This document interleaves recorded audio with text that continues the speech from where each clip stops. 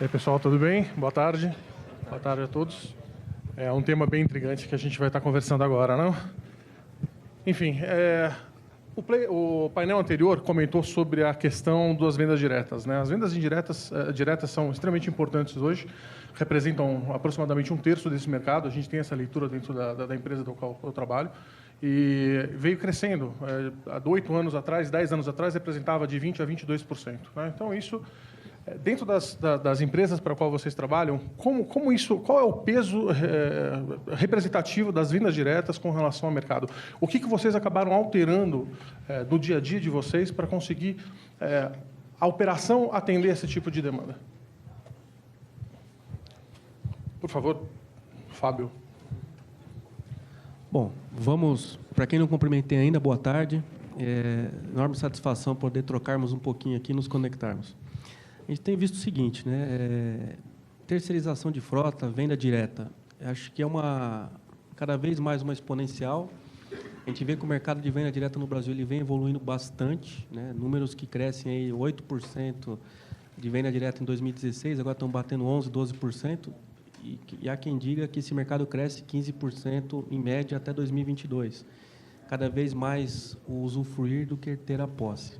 Mas o paralelo que eu queria fazer com isso é assim, né? Na nossa geração, vamos chamar de indústria 4.0, o que era o nosso fator de sucesso? Era a gente conseguir, com 18 anos, comprar um carro. Depois que a gente conseguia um carro, para conseguir ter acesso a algumas festas, nichos da sociedade. Depois a gente queria comprar uma casa própria, um apartamento. Depois disso a gente queria uma motocicleta. Depois a gente queria uma casa na praia. Essa geração de hoje, o que a gente mais vê? Eles não querem se deparar de forma alguma com o IPVA ou com o IPTU no começo do ano. Eles não querem ter amarras, né? Não querem estar presos a isso. Eles querem outros tipos de conquistas. Querem o conhecimento, querem o telefone aqui, como o Tesoto mencionou muito bem, preferem tecnologia, preferem estar conectados, preferem conhecer um pouco mais o mundo, idiomas, religiões. É isso que move eles. Então, cada vez mais a gente vê essa relação e estamos vendo o mercado se mexendo.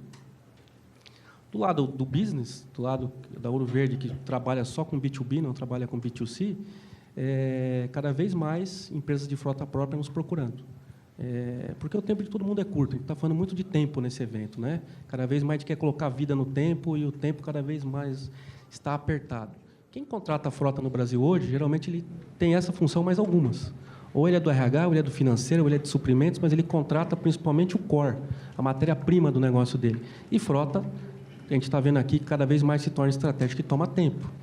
Então, cada vez mais eles nos procuram, né, alguns players que estão aqui, para a gente possamos agregar facilidades e diagnósticos na vida deles, né? Tentar suavizar e encurtar caminho, né? Porque a gente está lá focado, estamos todos nós aqui investindo muito em tecnologia, em diagnóstico, em inteligência artificial, para poder ajudar esse cliente, né? Para poder agregar no negócio dele, para poder conhecer o condutor dele. E aí essas empresas passam a se aproximar de uma maneira muito forte da gente e cada vez mais nos puxam para esse mercado. Era normal a gente ter que bater numa porta de uma empresa de frota própria e tentar convencê-lo. Hoje eles estão começando a nos procurar com muito mais frequência. Acho que dentro do Ouro Verde essa é a visão. Fábio? Gabriel. Bom, nós estamos falando de uma cadeia tradicional de fornecimento e de geração de valor, né, desde da fabricante até a rede de concessionárias, no caso do mercado de varejo, ou do frotista, direto com a montadora, quando, na verdade, o que está acontecendo é outra cadeia. E isso que a gente começa a entender e que vai ser transformado pelo consumo, e não por quem está empurrando o produto, para quem está escolhendo o serviço. A questão da vivência, da experiência, passa a ser muito mais fundamental do que ter a posse, seja lá do que for. A gente está falando aqui só de mobilidade, o importante é sair do ponto A e ir para o ponto B. E por isso essa confusão que a gente fica, essa dificuldade de se adaptar, a cadeia da automobilística toda, né? Eu falo que a gente tem a satisfação de viver uma das indústrias mais representativas do capitalismo em seu maior momento de transformação, em que a uberização da economia, né, a economia de compartilhamento, traz uma forma de pequenos nuances tecnológicos, né, que você vai ver, a conectividade já existia, a tecnologia, o processamento de dados já existia há já algum tempo, e com a capacidade, vem uma pequena camada de serviço através do Uber, e em seguida com as outras apresentações do formato do ride-sharing, né? Pegar essa tecnologia, aplicar e transformar totalmente o tipo de consumo, atendendo a ao que é principal, que é o desejo de quem está consumindo. Então, esse jovem que está entrando na sociedade agora, que não está nem aí para ter as coisas, ele está sendo plenamente atendido. Quem tem que se adaptar é a gente. O resto da indústria toda que tem que olhar dessa forma. A gente... Opa! Tá bom o negócio aí, hein? É gol. Tá ganhando o time, pelo menos? Beleza, vamos lá. Por favor.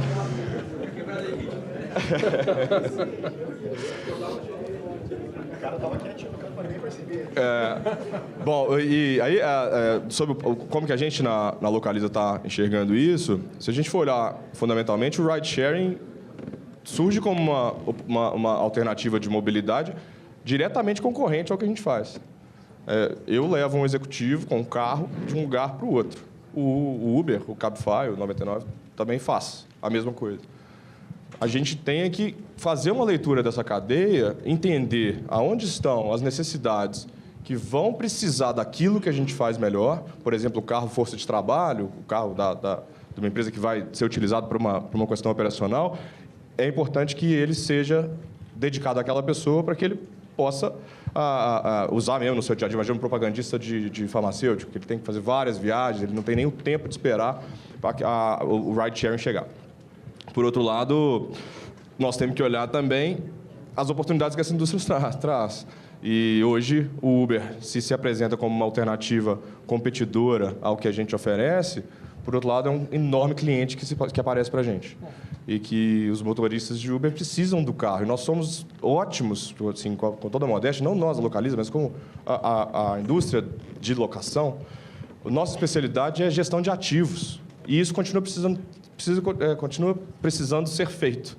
Então, nossa tentativa de abordar toda essa questão nós vamos avaliar a experiência do cliente como um todo, entender o nosso papel, onde a gente consegue agregar mais valor e transformar marginalmente aquilo que a gente pode se integrar no olhar do consumo.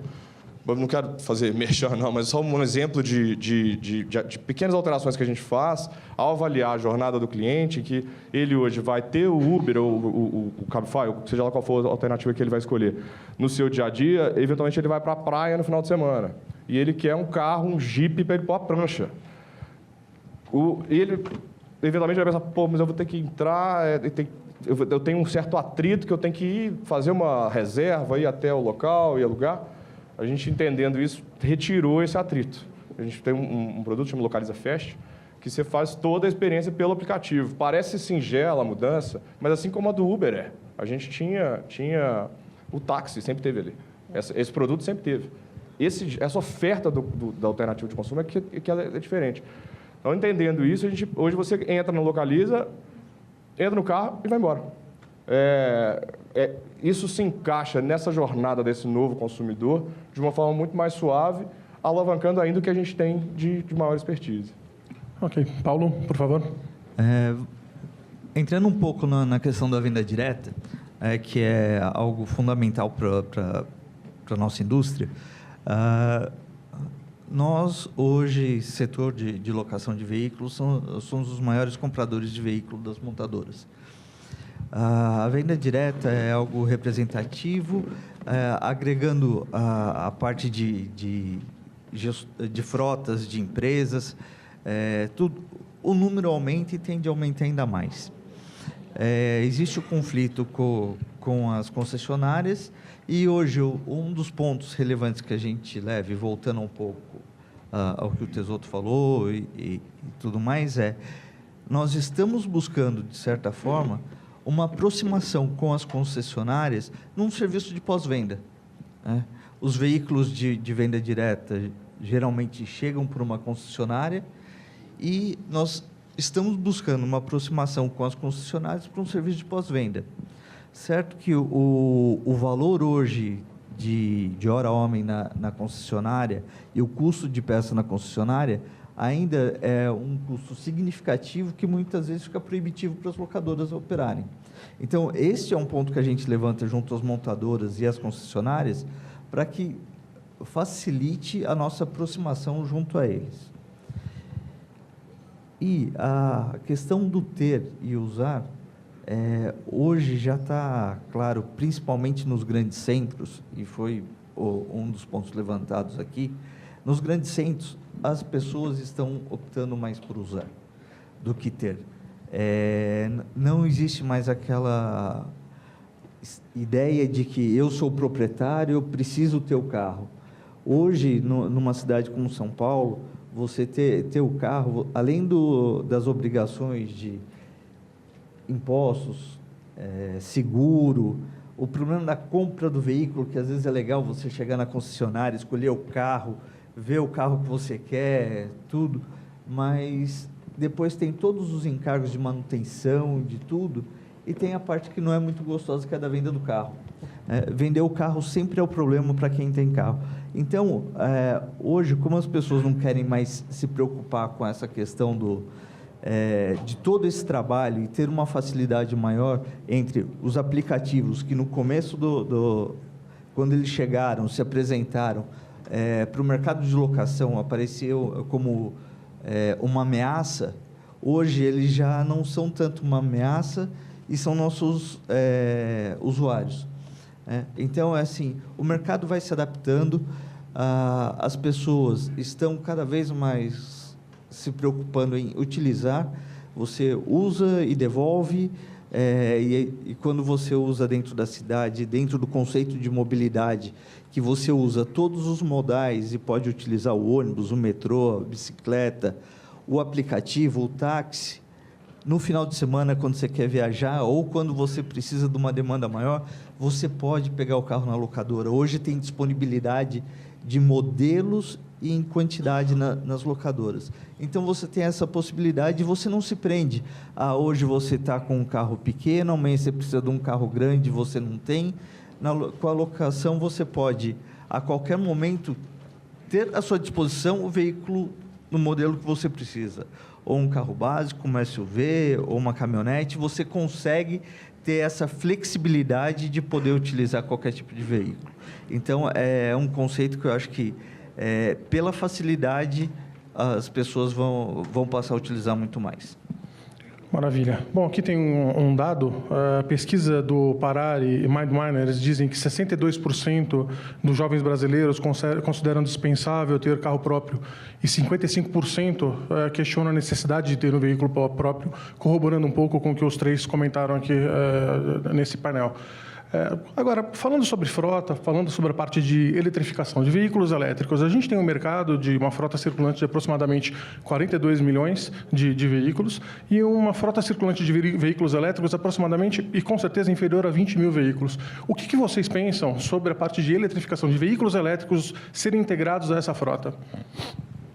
Posso puxar? Por favor, Paulo. Gabriel, desculpa. Estou com problema com os nomes, né? Não tem problema. Eu tirei o crachá, ficou mais confuso. Ok.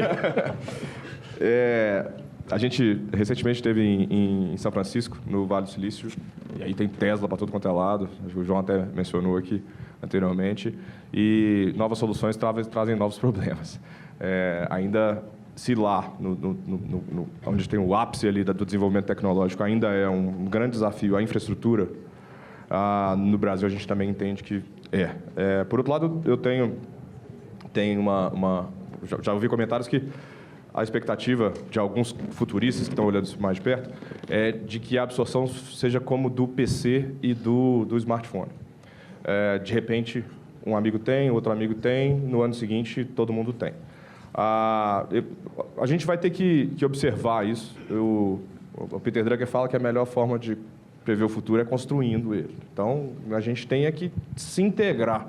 E acho que todo mundo que está aqui tem essa responsabilidade, esse protagonismo na construção desse futuro, em identificar as inovações marginais que a gente pode conquistar através do uso melhor da tecnologia, de uma gestão mais eficiente, para alcançar as grandes evoluções. Então, sobre o carro elétrico específico, eu ainda vejo como uma coisa de médio prazo. Espero que, quanto antes, melhor, eu acho, aparentemente pelo bem do meio ambiente, que, por outro lado, até tem visões diferentes que levam em conta que, se você pôr na conta o tanto que se gasta de carbono para produzir uma bateria, quase que não é eficiente a economia de emissão que você vai ter.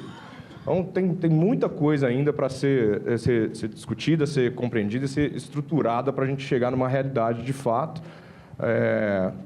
Acho que a gente tem caminhos intermediários aí, como os carros híbridos, que já são uma realidade muito mais relevante em outros países, que a gente ainda tem questões de taxação e problemas de importação que ainda dificultam. Hoje, você vê nos Estados Unidos a facilidade que tem, a quantidade de incentivo que tem para a utilização de carro elétrico, que ainda não foi conquistado por nós. Acho que tem mudanças na legislação acontecendo, a gente tem evoluído.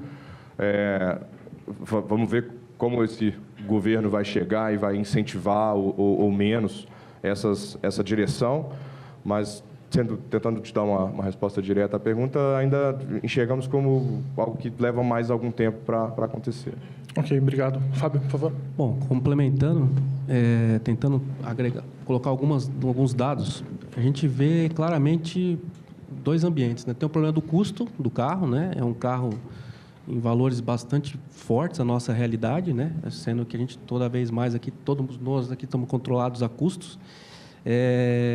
Incentivos por parte do governo, né? A gente está falando aqui de rodar o mundo para ver, tem países do mundo aí que você compra o carro elétrico e você não paga imposto durante 10 anos, coisa que aqui a gente não vê, né? A gente não beneficia essa categoria. Existe uma grande expectativa sobre o Rota 2030, né? Se dia 16 aí ele sai ou não sai, e o quanto esse imposto viria a descer para tornar essa oferta mais atrativa. O custo da bateria é uma incógnita que a gente não conhece. Se a gente tentar colocar algum dado aqui fica muito difícil, mas são caras. A gente não sabe se essa bateria vai fazer uma equivalência ao nosso celular, se ela vai fazer uma correlação com o nosso celular. A gente compra um celular hoje, daqui a um tempo ele tem 80%, 70% da carga, capacidade de carga.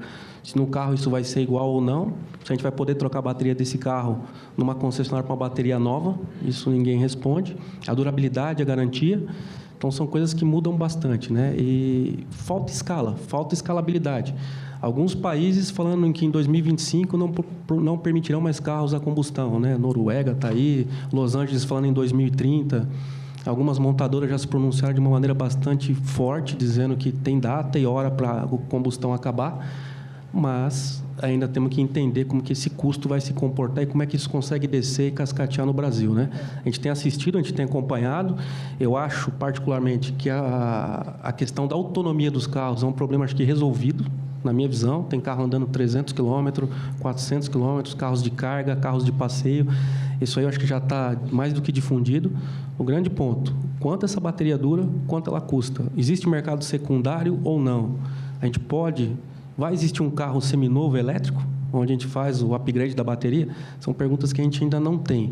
Então, na visão que nós compartilhamos dentro da empresa com alguns colegas aqui, a gente entende que antes de 2030 não é uma realidade para o Brasil, principalmente a nível de custo. Ok, obrigado. Paulo, quer completar alguma coisa, por gentileza?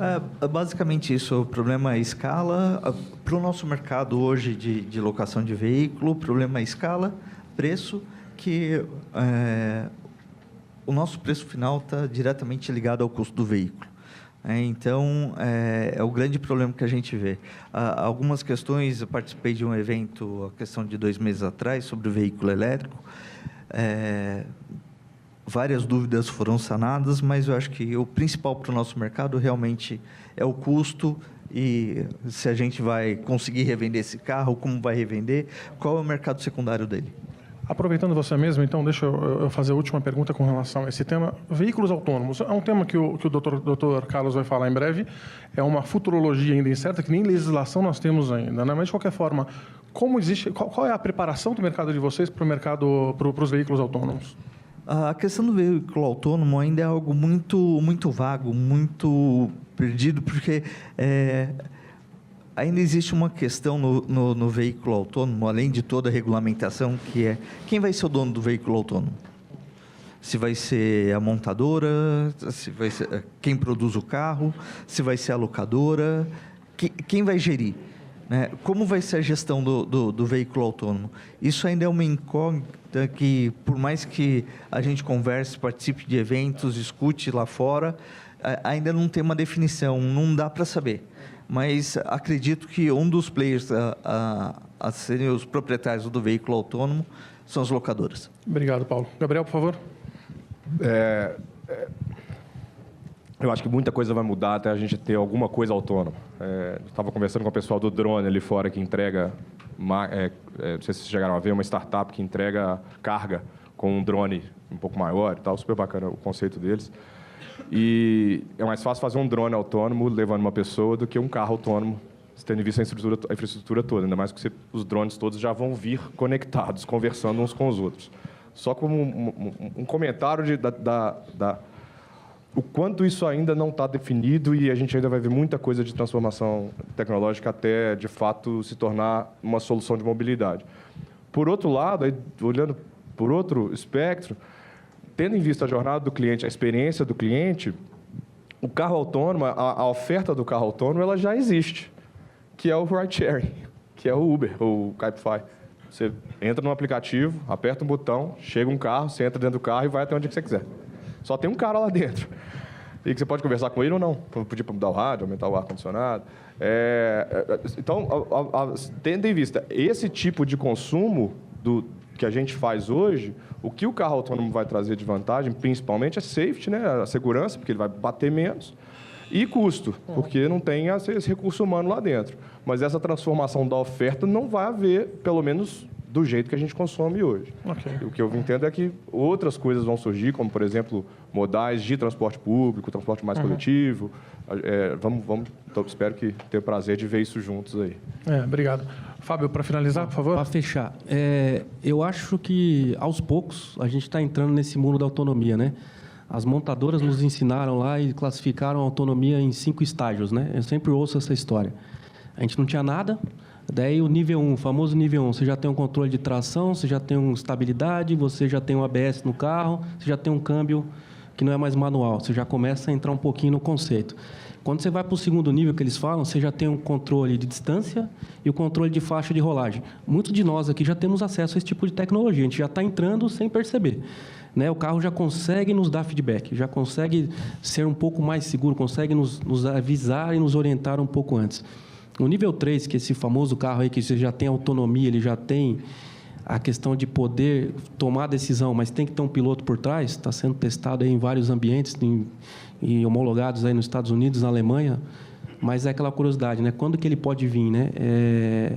A gente sabe que no Brasil a infraestrutura é um problemaço, né? A gente sabe o quanto o Brasil ficou para trás depois de alguns estudos em relação dos nossos mapas, vias e rodovias.